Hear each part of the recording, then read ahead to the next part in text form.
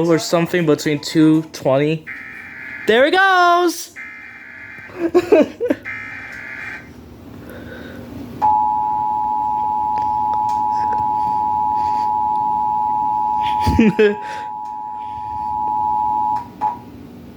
This is a nationwide test of the Emergency Alert System, issued by the Federal Emergency Management Agency, covering the United States from 2:20 to 2:40 p.m. Eastern Time.